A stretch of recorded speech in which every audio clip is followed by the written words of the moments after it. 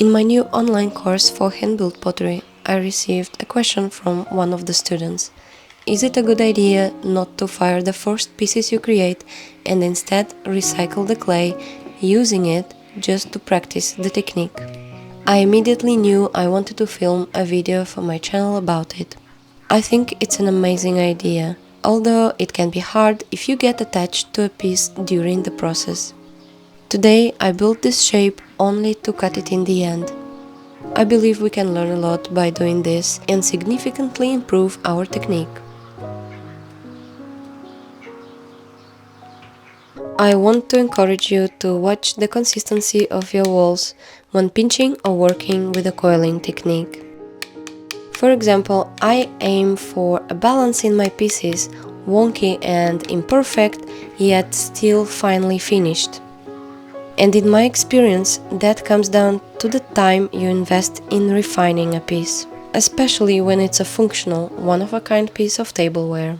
Artistic pieces can break many of the rules we know, but that's another story. As for my cups, I try to make them as thin as possible. So let's see what we discover at the end of this process. I go about it as I usually do. This is something I teach step by step in my course, which has been getting amazing reviews and many kind words. Thank you all for the support. As I pinch, I also want to say, pinch me, because everything that's happening feels a bit surreal, even though I spent many months preparing all the material and putting it together. That's another topic I'd love to talk about if you are interested. My experience creating an online course and how it worked out for me the first time. Let me know if you would like to hear more. Maybe you are thinking about creating a course as a creative too. By the way, enrollment for my course closes in just a few days. If you are interested in learning my approach to hand building techniques, you are very welcome to join.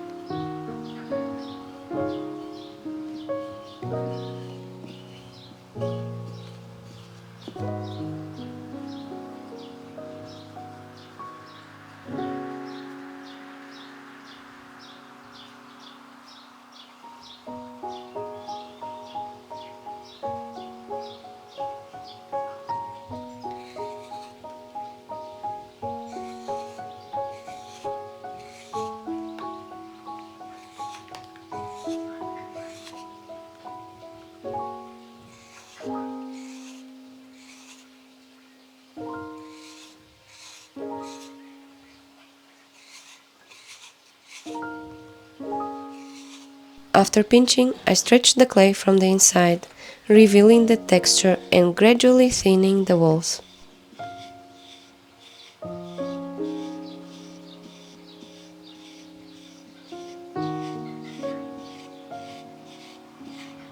Slowly they become thinner and thinner.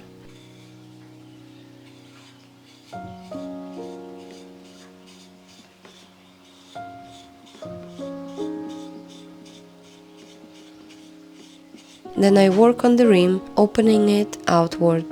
However, I won't refine it as I usually would do for drinking from the cup.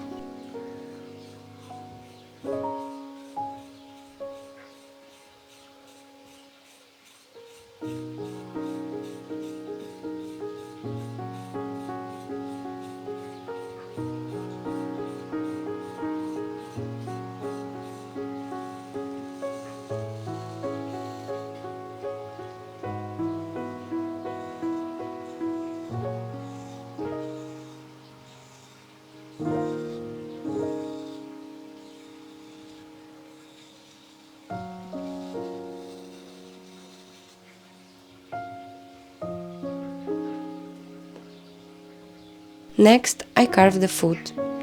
This is where I have the most thickness now, so there is a lot of room for carving.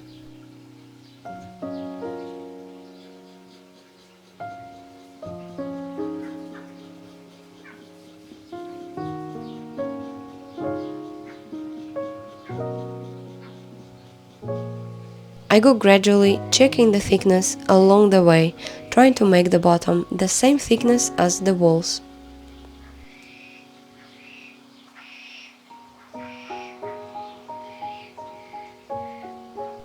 I like to hold a cup of tea in my hands without a handle, so I want the walls to be well balanced for elegance and for the way they transmit heat to my hands without burning them.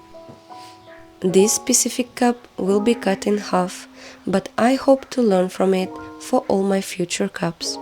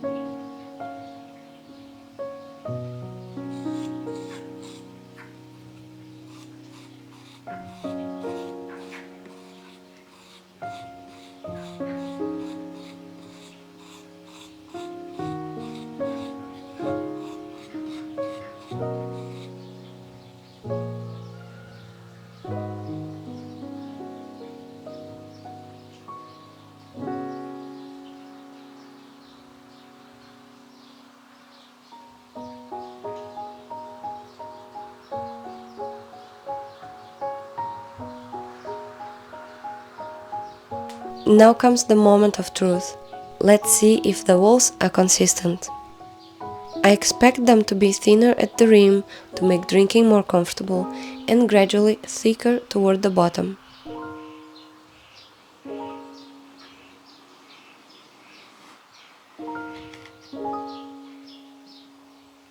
And I love this cut. Let's take a closer look. I was expecting the walls to be even thinner and I thought it was risky to carve them more. But today I learned that I can go thinner if I want to, even though I'm already very happy with what I see. What do you think? Do you ever cut your pieces open to look at the walls from the inside?